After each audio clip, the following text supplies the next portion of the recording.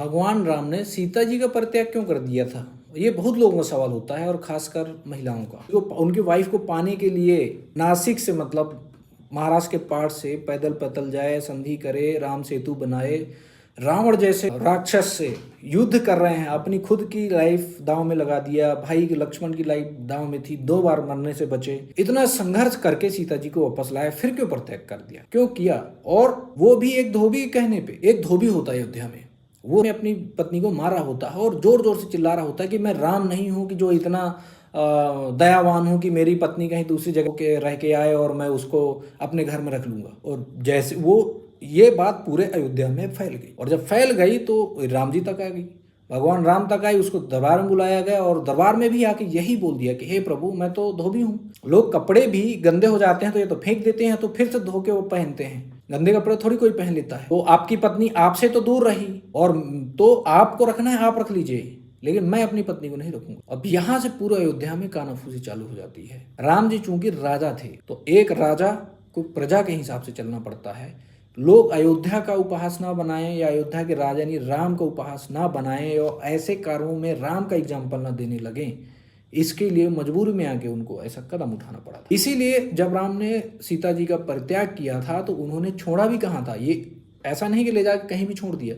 वाल्मीकि जैसे महान ऋषि के आश्रम में छोड़ा था, जहाँ पे सीता जी खुद सुरक्षित थी। उनके जो राम सीता जी प्रेग्नेंट थी, तो आप सोचिए कोई पिता, पहले राजाओं का क्या काम होता, राजा सबसे पहले अपना राज सुरक्षित करते थे, दूसरा उनका काम होता था राजगद्दी का वारिस देना और उसको सुरक्षित रखना, सो दैट यदि उसको कुछ होता है तो उनका वारिस गद्दी में बैठने के लिए तैयार है। तो कोई भी राजा यानी राम अपने जो प्रेग्नेंट वाइफ है सीता को और होने वाले वारिस को क्यों जंगल में छोड़ देगी? तो मजबूरी में आगे करना पड़ा, और छोड़ा भी तो वाल्मीकि के आश्रम में कि सीता जी भी सुरक्षित रहें और उनके जो पैदा होने वाले बच्चे हैं यानी अयोध्या के वारिस वो भी सुरक्षित रहे। और वाल्मीकि जैसे महान ऋषि के आश्रम में रहेंगे तो शिक्षा दीक्षा के लिए बहुत अच्छी मिलेगी, और इसका परिणाम ही वैसे ही हुआ। जब लवकुश पैदा हुए और शिक्षा दीक्षा मिली तो वो इतने शक्तिशाली बन गए थे कि राम जी को छोड़ के लक्ष्मण, भरत, शत्रुघ्न, हनुमान, सुग्रीव जो जाके लंका में हाहाकार मचा के आ गए, ये दोनों भाई लवकुश इनको बंदी बना लिया था। और कोई सोचो, एक पिता का दुख, पिता कभी हो सकता है अपने बच्चों के लिए ना रोए, आंसू ना निकाले, लेकिन पिता भी अपने बच्चों के वियोग में होता है, वो बाहर से नहीं रोता बट अंदर से आंसू के घूंट वो पी ही रहा होता है।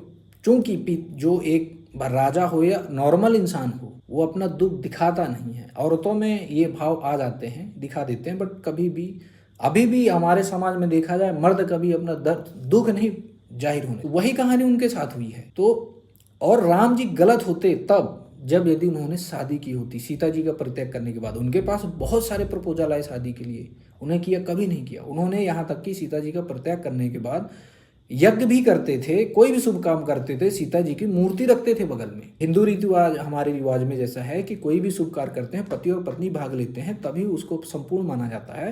तो राम जी सीता जी की मूर्ति बना के रखते थे, और अश्वमेध यज्ञ में भी वही किया था। सीता जी की मूर्ति रखी गई थी राम जी के बगल में, और वही अश्वमेध यज्ञ का घोड़ा छोड़ा गया था, लवकुश ने पकड़ लिया था, उसमें राम लिखा हुआ था। और लवकुश राम जी का देखिए कि इसका भुगतान वो कैसे करना पड़ा था कि लवकुश को पूरी कहानी पता थी कि राम ये अयोध्या के राजा हैं जिन्होंने अपनी प्रेग्नेंट मतलब गर्भवती पत्नी को अयोध्या वासियों के चक्कर में आके परित्याग किया, लेकिन उनको ये नहीं बताया गया था कि राम हमारे ही पिता हैं।